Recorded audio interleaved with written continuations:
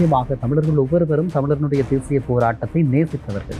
அவர்களுக்கு அந்த போராட்ட வடிவத்திலே ஒரு பிளவு ஏற்பட்டு விட்டது என்பதனை ஏற்றுக்கொள்ள முடியாத ஒரு நிலைமை இருந்திருக்கிறது. அளவு கடந்த மரியாதை.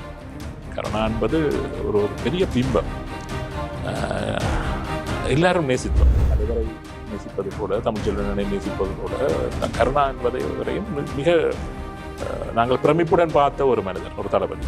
தலைவருக்காக தலைவரை சிங்கள படைகள் நெருங்கிக் கொண்டிருக்கிறது, தலைவரை நாங்கள் தான் காப்பாற்ற வேண்டும், இப்படியெல்லாம் பேசி இருக்கக்கூடிய ஒரு தளபதி எப்படி இந்த துரோகத்தனத்திற்கு உடன்பட்டார்? அவர் ஒரு துரோகியாக ஆகினாரா அல்லது துரோகியாக மாற்றப்பட்டாரா? புகழின் உச்சத்தில் இருக்கின்ற நேரத்தில் அது அவர் விளங்குவதற்கு தயங்குகின்ற நேரத்தில் அதில் தொடர்ந்து அமர்ந்திருப்பதற்காக அவர் மிரட்டுவதற்காக எடுத்த ஒரு ஆயுதம் தான் இந்த பிரதேசவாதம் என்ற ஆயுதம். ஏன்னா ஒரு கூறிய ஆயுதம்.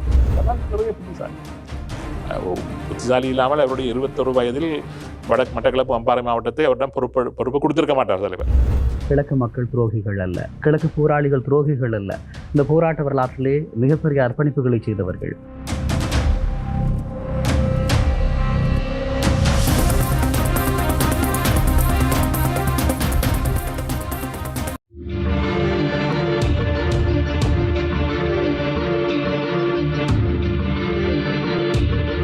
வணக்கம், இது சக்கரவியூகம். வார்த்தையின வாழ்கொண்டு கருத்துக்களோடு மோதுகின்றலாம். தமிழர் தேசிய போராட்டத்தினுடைய ஒரு கருப்பு புள்ளியாக கருதப்படுகின்ற கருணா புலிகள் பிளவினுடைய மிக முக்கியமான விடயங்கள் தொடர்பாக கடந்த தொடர்களிலே நாங்கள் பேசியிருக்கிறோம். எங்களோடு மூத்த ஊடகவியலாளர் திரு நிராஜ் டேவிட் அவர்கள் நிறைய விடயங்களை பகிர்ந்திருக்கிறார். இப்போதும் தொடரலாம். வணக்கம் திரு நிராஜ் டேவிட் அவர்களே. வணக்கம் பிரியங்கா. மீண்டும் சந்தித்திருக்கிறோம். குறிப்பாக சொல்லிக்கொள்ள வேண்டுமாக இருந்தால், கருணா புலிகள் பிளவு கால பகுதியில் நீங்கள் அந்த மண்ணிலே செயலாற்றிக் கொண்டிருந்த ஒரு ஊடகவியலாளர். இந்த செய்தியை அறிந்தவுடன் உங்களுடைய மனநிலை எப்படி இருந்தது? நிச்சயமாக தமிழர்கள் ஒவ்வொருவரும் தமிழர்களுடைய தேசிய போராட்டத்தை நேசித்தவர்கள். அவர்களுக்கு அந்த போராட்ட வடிவத்திலே ஒரு பிளவு ஏற்பட்டு விட்டது என்பதனை ஏற்றுக்கொள்ள முடியாத ஒரு நிலைமை இருந்திருக்கும். உங்களுடைய மனநிலை எப்படி இருந்தது? எப்படி அதனை நீங்கள் சுதாகரித்துக் கொண்டீர்கள்? அந்த நேரத்தில் இரா துரட்னம் ஒரு சிரேஷ்ட ஊடகவியலாளர். அவர் இலங்கை தமிழ் ஊடகவியலாளர் ஒன்றியத்தின் தலைவராக இருந்தவர். அதைவிட கிழக்கிழங்கை செய்தியாளர் சங்கத்தினுடைய தலைவராகவும் அவர் அந்த நேரத்தில் இருந்தவர். இலங்கை தமிழ் ஊடகவியலாளர் ஒன்றியத்தினுடைய செயலாளராக நான் இருந்து கொண்டிருந்தேன். முதல் வாரத்தில் ஒரு நாள் அவர் என்னை தொலைபேசியில் அழைத்திருந்தார். ஒரு இரவு, ராஜ் அவசரமாக ஒரு விஷயம் பேசணும் வாங்க. நான் மோட்டர் சைக்கிளில் அவரிடத்தில் அவர் வீட்டில் செல்கின்றேன். அவர் வீட்டிற்கு வெளியே இருட்டான ஒரு இடம், அதில் கதிரையில் அவர் இருந்து கொண்டிருக்கிறார். அவருக்கு முன்பு கதிரை இருக்கின்றது. நாங்கள் மாலை வேளைகளில் நாங்கள் அதிலிருந்து அந்த இடத்திலிருந்து பேசுவோம். நிறைய விடயங்கள் பேசிக்கொள்வது வழக்கம். ஏன்னா அவர் அந்த இடத்தில் இருந்தார். நான் போய் இருந்து பார்க்கிறேன், அவர் அழுகிறார். அவருடைய 2 கண்களாலும் கண்ணீர் வந்து கொண்டிருக்கின்றது. அவர் கருணா இல்லோ என்று ஒரு ஏன்னா கருணா மீது எங்களுக்கு அளவு கடந்த மரியாதை. கருணா என்பது ஒரு பெரிய பிம்பம். எல்லாரும் நேசித்தோம். அது வடக்கு ஊடகவியலாளர்கள், கிழக்கு ஊடகவியலாளர்கள் என்று இல்லை. தலைவரை நேசிப்பது போல, தமிழ்ச்செல்வனை நேசிப்பது போல, கருணா என்பதை வரையும் மிக நாங்கள் பிரமிப்புடன் பார்த்த ஒரு மனிதர், ஒரு தளபதி. கிழக்கினுடைய அடையாளம். நாங்கள் வடக்குக்கு செல்கின்ற நேரத்தில், வன்னிக்கு செல்கின்ற நேரத்தில் கருணாவினுடைய மாவட்டத்திலிருந்து வருகின்றோம் என்றதற்காகவே நாங்கள் நேசிக்கப்பட்ட போற்றப்பட்ட சந்தர்ப்பங்கள் எல்லாம் நாங்கள் உணர்ந்திருக்கின்றோம். கருணா இந்த அமைப்பில் இருந்து பிரிந்து விட்டார் என்ற செய்தியை அவரால் ஜீரணித்துக் கொள்ள முடியவில்லை. அவர் சொன்னதும் என்னாலும் அதை தாங்கிக் கொள்ள முடியவில்லை. உண்மையிலே நடுங்கி விட்டோம். அப்போ அந்த செய்தி இவர்தான் அன்று இரவு தமிழலை என்று கிழக்கிலிருந்து வெளிவந்து கொண்டிருந்த ஒரு பத்திரிகையினுடைய அன்றைய இரவு பொறுப்பாளராக, செய்திக்கு பொறுப்பாளராக இவர் செய்தவர். ஏராளமான சர்வதேச ஊடகங்களுக்கு அவர் செய்தியாளராக இருந்திருக்கின்றார். ஆனால் அன்றிரவு கிழக்கில் இருக்கின்ற எல்லா ஊடகவியலாளர்களும் பிரிந்து அந்த செய்திகளை பொறுப்படுத்தி செய்வது வழக்கம். இவர் அந்த செய்தி இவருக்கு தான் முதலாக அந்த பிளவின் செய்தி அனுப்பப்பட்டிருக்கின்றது. இவர் தன்னுடைய அந்த ஊடக தொடர்புகளை பாவித்து அந்த நாளிலே எந்த ஊடகத்திலும் அந்த செய்தி எல்லா ஊடகங்களுக்கும் அனுப்பப்பட்டிருந்தது. அது வராதவாறு இவர் தடுத்து விட்டு இவர் கரிகாலன் தான் அந்த செய்தியை அனுப்பியிருக்கின்றார். கரிகாலனுக்கு அன்று நானும் இவரும் இருந்து தொடர்பு கொள்ளுகின்றோம். இவர் தான் பேசினவர். இது விடாதீங்க, இது ஓகே, இது ஒரு உணர்ச்சி வசப்பட்டத்தில் எடுத்துட்டீங்க, இதை தடுத்து நிறுத்துவோம், இது நீ செய்யக்கூடாது, இதை நிறுத்துவோம் என்று அவர்கள் இல்லை இதான் முடிவு, இதை நீங்கள் அனுப்புங்கள் என்றெல்லாம் அவர் உற தொடங்கி விட்டார். இப்போ எங்களால் அன்று இரவு நாங்கள் அவருக்கு இருந்த அந்த நட்பு வட்டத்தை பாவித்து அவர் அதை ஓரளவுக்கு தடுத்து நிறுத்திவிட்டார். ஆனால் அடுத்த நாள் அதை சிங்கள ஆங்கில ஊடகங்களுக்கு அவர்கள் அனுப்பிவிட்டார்கள். அது செய்தி வெளியிலே வந்துவிட்டது. இதுதான் நாங்கள் அறிந்த முதலாவது சந்தர்ப்பம். அது எங்களால் உண்மையிலேயே நம்ப முடியவில்லை. என்றால் எங்களுக்கு ஒரு கம்பீரம் இருந்தது. ஒரு முப்படைகளையும் வைத்திருக்கின்ற ஒரு இனமாக நாங்கள் இருக்கின்றோம். எங்களுக்கென்ற ஒரு கட்டமைப்பு, அந்த கண்ணியத்துடன் ஒரு ஒரு எங்களை காத்து கொண்டிருந்தவர்கள் மிக மிக கண்ணியமானவர்கள். அவர்களுடன் பழகுகின்ற நேரத்தில் அவர்களுடைய அது எங்களுக்கு பிரமிப்பாக இருந்தது. அந்த சமாதான காலம்தான் அவர்களுடன் பழகுவதற்கு எங்களுக்கு சந்தர்ப்பம் கிடைத்திருந்தது.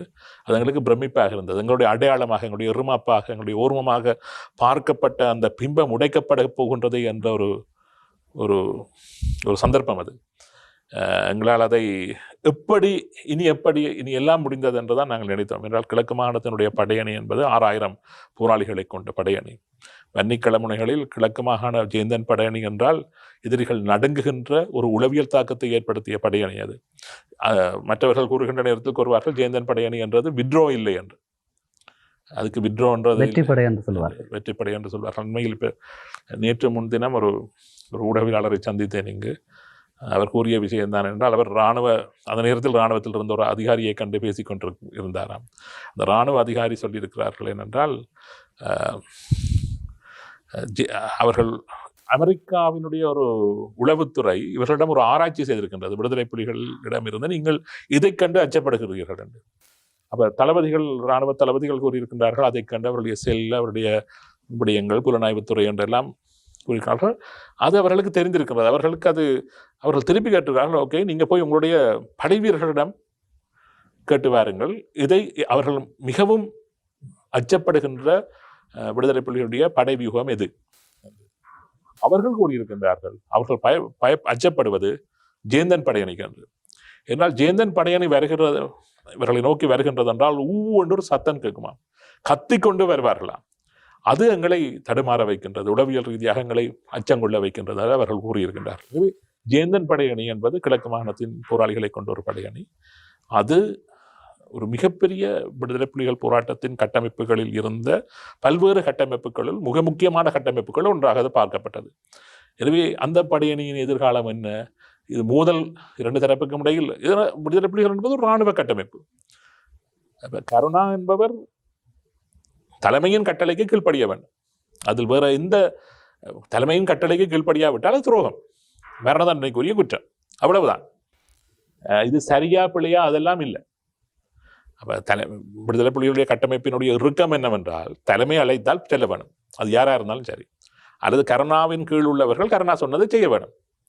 செய்ய முடியாதுன்றதுக்கு ஆப்ஷனே இல்லை. என்ற இராணுவ கட்டமைப்பு அப்படித்தான் இருக்கும். அது உலகத்தில் உள்ள எந்த இராணுவத்துக்கும் அப்படித்தான். இதான் ஆர்டர் என்றா ஆர்டர் தான். அப்போ அந்த ஆர்டர் நீ வன்னிக்குவா என்றா அதான் ஆர்டர். இவர்கள் ஊத்தெடுத்தது, இவர்கள் போராட்டத்தில் நுழைகின்ற நேரத்தில் அல்லது அவர்கள் வேறு இடங்களுக்கு செல்வன் நேரத்தில் அவர்கள் ஊத்தெடுத்துக் கொள்வார்கள். எனது பிரமாணத்தின்படி அது கருணாக்கு கீழ்ப்படிவேன் என்று யாருமே ஒத்தெடுக்கவில்லை. தேசிய தலைவருக்கு கீழ்ப்படிவேன் என்பதுதான் ஒத்து. அது கருணாவின் படையணி, கருணாவின் பிள்ளைகள், போராளிகள், மாவட்டம் இதெல்லாம் இல்லை. ஒரு தலைவர் தான், எல்லாம் தளபதிகள். அப்போ இப்படித்தான் அது பார்க்கப்பட்டது. எனவே அது கருணா பிளவுபடுகிறார் என்ற ஒரு செய்தியை ஊடகங்களுக்கு வரமாக இருந்தால் அது எந்த அளவுக்கு பாரதூரம் என்பது எங்களுக்கு புரிந்தது. ஏன்னா அதை ஒட்ட வைக்க முடியாது என்பதும் எங்களுக்கு தெரிஞ்சிட்டு. அப்போ அதனுடைய பாரதூரம் எங்களுக்கு விளங்கியதால் நாங்கள் உண்மையே அதிர்ச்சி அடைந்திருந்தோம். அதன் பின்பு நடந்தது தான் இந்த விஷயம். அதற்கு பின்பு ஏராளமான கசப்பான அனுபவங்கள். ஆனால் அது விடுதலை புலிகள் பெற்ற வெற்றி என்னென்றால், ஒரு வாரத்தில் அல்லது ஒரு 10 நாட்களில் கருணா கிட்டத்தட்ட தனித்து விடப்பட்டார்.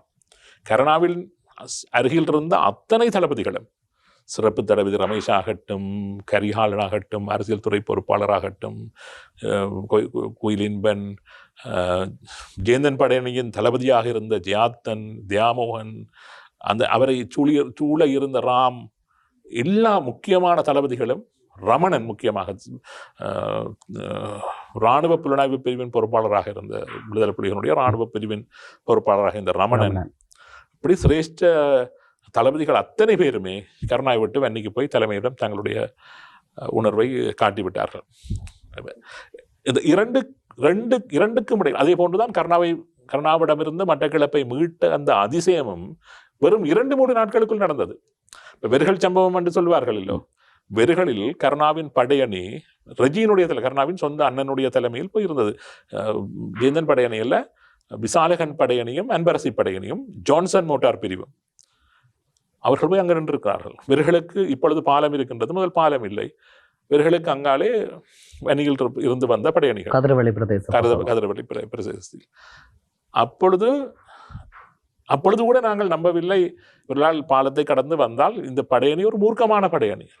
ஆனால் வெறும் ஒரு இரவுக்குள் சில மணி துளி நேரத்திற்குள் அந்த இடத்தை நாங்கள் அடுத்த நாள் காலையில் நாங்கள் செல்லுகின்றோம். சண்டை நடந்து அடுத்த நாள் காலம்புரை செல்கின்றோம். முழு இடங்களிலும் வணிகள் இருந்து வந்த கிழக்கு மாநிலத்தைச் சேர்ந்த போராளிகள் நிற்கின்றார்கள். கௌசல்யன் சிரித்துக் கொண்டு எங்களை வரவேற்றார். முதல் நாள் இருந்த படையணி எங்கே என்ற நேரத்தில் அவர்கள் பெற்றாரிடம் ஒப்படைக்கப்பட்டு கொண்டிருக்கின்ற காட்சியை நாங்கள் பார்க்கின்றோம். அந்த அந்த அந்த 31 நாட்களுக்குள் நடந்த அதிசயங்கள் என்பது மாற்றங்கள், ஒவ்வொரு நாளும் மாற்றங்கள், ஒவ்வொரு நாளும் ஏதோ ஒரு காட்சி மாற்றங்கள் அந்த பிரதேசத்தில் நிகழ்ந்து கொண்டே இருந்தன. என்னுடைய வாழ்க்கையில் மறக்க முடியாத அந்த காலம் என்றால் அந்த காலகட்டம் தான். மரணத்தை விட மரண பயம் கொடியது என்பதை நேரில் பார்த்த காலகட்டம், ஓடி ஒழித்து திரிந்த காலகட்டம், என்னுடைய சக உதவியாளர்களை பலி கொடுத்த காலகட்டம், மாவட்டத்தை விட்டு ஒழித்து ஓடுவதற்கு காரணமாக இருந்த ஒரு காலகட்டம். எனவே அது துக்கம் இருந்தது, ஏக்கம் இருந்தது, பிறகு வெற்றி பெருமிதம் வந்தது, அதன் பின்னர் ஓர்மம் வந்தது, பின்னர் ஒளித்தோட வேண்டியும் வந்தது. என்னுடைய பிரத்யேக ஊடகத்துறை வரலாற்றில் நான் ஒரு நல்ல ஜேர்னலிசம் செய்த ஒரு காலகட்டம் என்று அதை கூறலாம். உங்களுடைய கேள்விக்கு நான் திரும்பி வருகின்றேன். கருணாவுடைய காலகட்டத்தில் பிளவின் பொழுது ஏற்பட்ட உணர்வு என்பது தாங்க முடியாத வேதனை. அந்த வேதனையை மேவுவது போல அவருடைய துரோகம் மறைக்கப்பட்டு அழிக்கப்பட்டு அந்த கரை நீக்கப்பட்டது என்பது ஒரு மகிழ்ச்சிகரமான திருப்திகரமான ஊர்மத்தை ஏற்படுத்தக்கூடிய ஒரு உணர்வை தந்த ஒரு சம்பவம். நிச்சயமாக கருணா புலிகள் பிளவு தொடர்பாக உங்களை விட இந்த விவகாரத்தில் அதிகமாக ஆழமாக ஆராய்ந்தவர்கள் இருக்க முடியாது. இப்போது இருக்கக்கூடிய ஒரே ஒரு கேள்வி, கருணா என்று சொல்லக்கூடியவர் தமிழீழ விடுதலை புலிகள் அமைப்பிலே மிக முக்கியமான ஒரு தளபதி, தமிழ் மக்களாலும் தலைவராலும் நேசிக்கப்பட்ட ஒருவர். அவருடைய இந்த பிளவுக்கு முன்பதான ஒரு சில பேச்சுக்களை பார்க்கிற போது உங்களுக்கு தெரியும், பிரான்சிலே அவர் பேசியிருக்கக்கூடிய விடயமாக இருக்கலாம், ஆட்சேர்ப்புக்காக மகளடி தீவு, அரசடி தீவு போன்ற பிரதேசங்களில் பேசியிருக்கக்கூடிய வார்த்தைகள், தலைவரை சிங்கள படைகள் நெருங்கிக் கொண்டிருக்கிறது, தலைவரை நாங்கள் தான் காப்பாற்ற வேண்டும், இப்படியெல்லாம் பேசியிருக்கக்கூடிய ஒரு தளபதி எப்படி இந்த துரோகத்தனத்திற்கு உடன்பட்டார்? அவர் ஒரு துரோகியாக ஆகினாரா அல்லது துரோகியாக மாற்றப்பட்டாரா? அவர் தானாகவே துரோகியாகிவிட்டாரா? 2 பதில்கள் இருக்குது பிரியங்கன். ஒன்று, நான் சற்று முன்னர் கூறிய பதில். விடுதலை புலிகள் அமைப்பு என்பது ஒரு இராணுவ கட்டமைப்பு. கமாண்ட் தலைமையினுடைய கட்டளையை நீங்கள் ஏற்காவிட்டால் அது மரண தண்டனைக்குரிய குற்றம். வன்னியிலிருந்து அந்த கமாண்டை அதனுடைய வீரியத்தை சொல்வதற்கு கூறுவார்கள், உங்களை நீங்களே சுட்டுக்கொள்ளு கமாண்ட் வந்தால் நீ செய்ய வேண்டும் என்று. விடுதலை புலிகள் அமைப்பினுள்ளேயே தன்னுடைய சொந்த தந்தையை சுடுவதற்கு கட்டளை வாங்கி துரோகம் செய்த தன்னுடைய சொந்த தந்தையை சுட்டு கொன்ற தனியர்கள் எல்லாம் இருக்கின்றார்கள். அது பெரிய வரலாறு. எனவே கருணா தலைமையினால் அழைக்கப்பட்டு அந்த அழைப்பை அவர் நிராகரித்திருந்தால், அதுக்கு மறுப்பு தெரிவித்திருந்தால், தலைமையினால் எழுப்பப்பட்டவர்களுக்கு எதிராக துப்பாக்கி தூக்கினால், அவர்கள் எடுத்த அந்த சத்திய பிரமாணத்தை மீறினால் மரண தண்டனைக்குரிய குற்றம் அது துரோகம்தான். அவர்களுடைய பார்வையில் துரோகம்தான். இதே போன்று ஏராளமானவர்களை துரோகிகளாக நிர்ணயித்தவர் தான் கருணா. எனவே அந்த துரோகம் என்ற வரலாறு, அது என்னதான் நியாயங்கள், வாதங்கள், பிரதிவாதங்கள் இருந்தாலும், தலைமையினுடைய கட்டளையை ஏற்காத ஒருவன் ஒரு இராணுவ கட்டமைப்புக்குள் அவன் மரண தண்டனைக்குரிய குற்றவாளி. அது துரோகம்தான், துரோகமாகத்தான் அது அவர்களால் பார்க்கப்படும். அது அந்த அமைப்பினுடைய வட்டம், அவர்களுடைய அந்த ஸ்ட்ரக்சர். அவர் ஏன் அந்த நிலைக்கு தள்ளப்பட்டார் என்பது எங்களை போன்ற ஊடகவியலாளர்கள் அது ஏதோ ஒரு அனாலிசிஸ், அதை நாங்கள் ஆய்வுக்குட்படுத்தினால், கருணா என்பவருக்கு கருணாவோட சிரேஷ்ட தளபதிகள் நிறைய பேர் இருக்கின்றார்கள், அல்லது கருணாவினுடைய தரத்தில் இருக்கின்ற தளபதிகளே நிறைய பேர் இருக்கின்றார்கள். வெளியிலே எங்களுக்கு தெரியாத கருணாவோட முக்கிய வகிபாகம் வகிக்கின்ற தளபதிகளும் இருந்திருக்கின்றார்கள், எங்களுக்கு தெரியாது வெளியில் இருக்கின்றவர்களுக்கு. ஆனால் அவைகள் எல்லாரையும் கடந்து அந்த ப்ரெஸ் கான்ஃபரன்ஸில் தலைவர் செய்த அந்த முதலாவது ஒரு பெரிய ப்ரெஸ் கான்ஃபரன்ஸ், சர்வதேச ப்ரெஸ் கான்ஃபரன்ஸ், அதிலே தலைவருக்கு அருகில் கருணா உட்கார வைக்கப்பட்டதுக்கு வெறுமனே கருணாவினுடைய திறமை மாத்திரம் காரணமல்ல.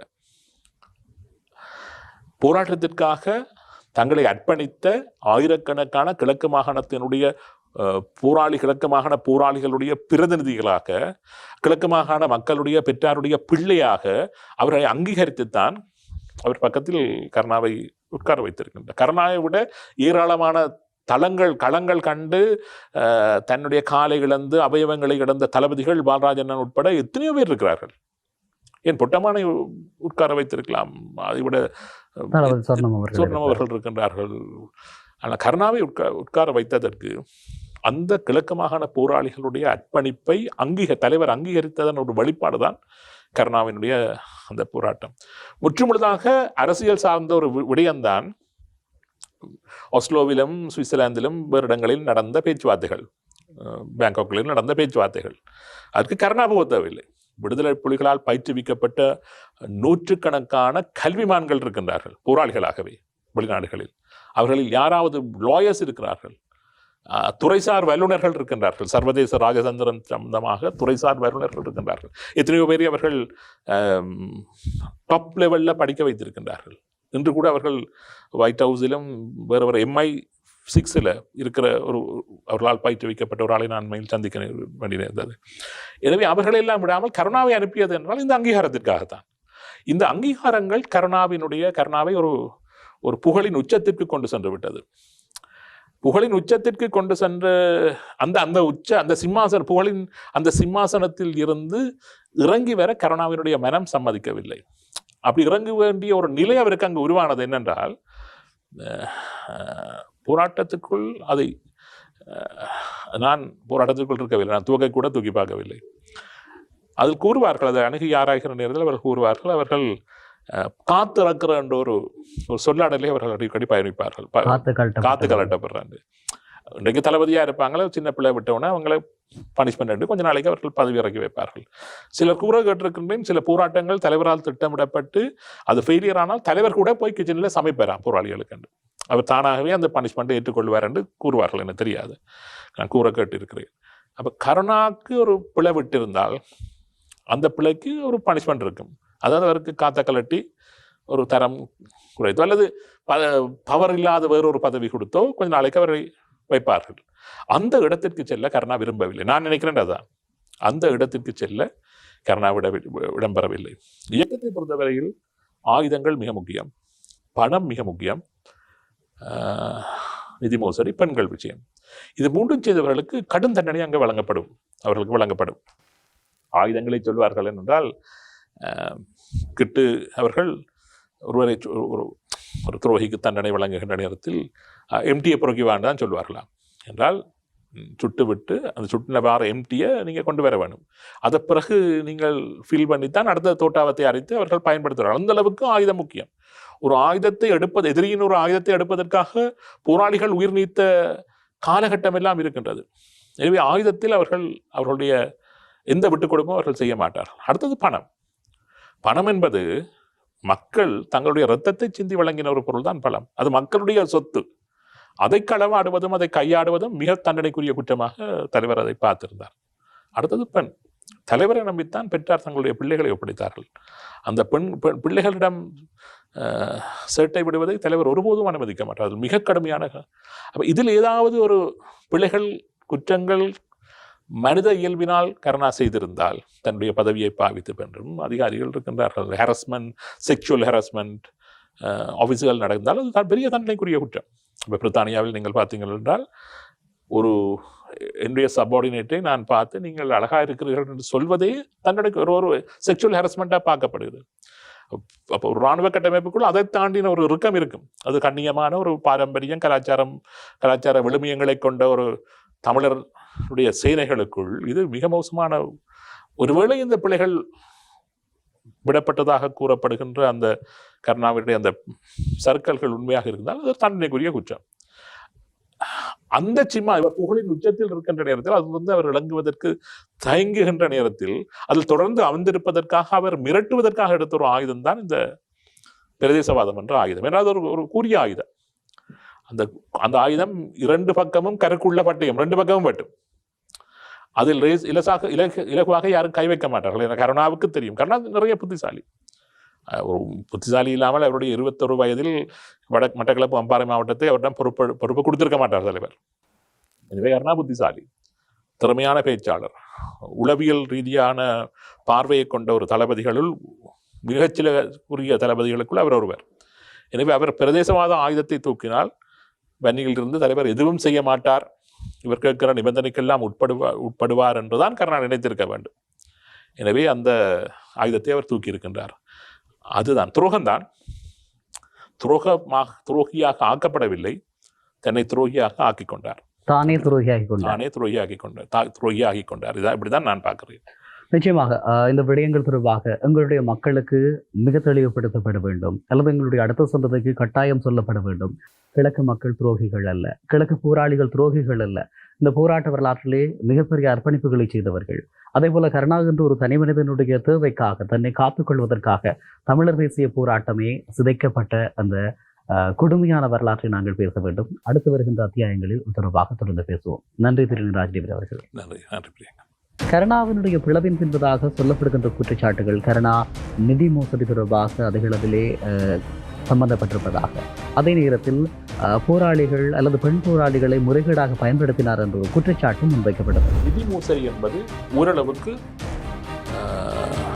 ஏற்றுக்கொள்ளப்படக்கூடியதாக இருந்தது. ஏனென்றால் அந்த நேரத்தில் கிழக்கு மாகாணத்தில் அந்த பண வேட்டை என்பது இதற்காகத்தான் பணத்தை எடுக்கிறோம் என்று இல்லை. மட்டக்களப்பிலே தேசிய தலைவர்களுடைய புகைப்படங்கள் இருக்கின்ற வீடுகளில் தன்னுடைய புகைப்படத்தையும் அருகில் வைக்க வேண்டும் என்று ஒரு கட்டளை இடப்பட்டதாக சில கருத்துக்கள் இருக்கிறது. பொதுவாகவே தேசிய தலைவருடைய படம் மாத்திரம்தான் இருக்கு, அல்லது முக்கியமான மாவீரர்களுடைய புகைப்படங்கள் அருகில் எங்காவது இருக்கு. மிக விரைவாக யாரும் எதிர்பார்க்காத நிலையில் அந்த போராளிகள் மீட்கப்பட்டது. குறிப்பாக தேசிய தலைவருடைய ஒரு கட்டளை இருந்தது, அங்கே எதிரே இருக்கக்கூடியவர்கள் எதிரிகள் அல்ல, அவர்கள் மீட்கப்பட வேண்டிய போராளிகள் என்ற ஒரு வாசகம் பயன்படுத்தப்பட்டதாக சொல்லப்படுகிறது. வெறுகள் களமுனை என்பது ஒரு அதிர்ச்சிகரமான களமுனை. நடுவில் 6 வெறுகளின் அந்த பக்கம் திருவண்ணாமலை எல்லை மாவட்டம், இந்த பக்கம் மட்டக்களப்பு மாவட்டம். மட்டக்களப்பிலிருந்து நினைக்கிறேன் 53 கிலோமீட்டர், நகரத்திலிருந்து 53 கிலோமீட்டர் தொலைவில்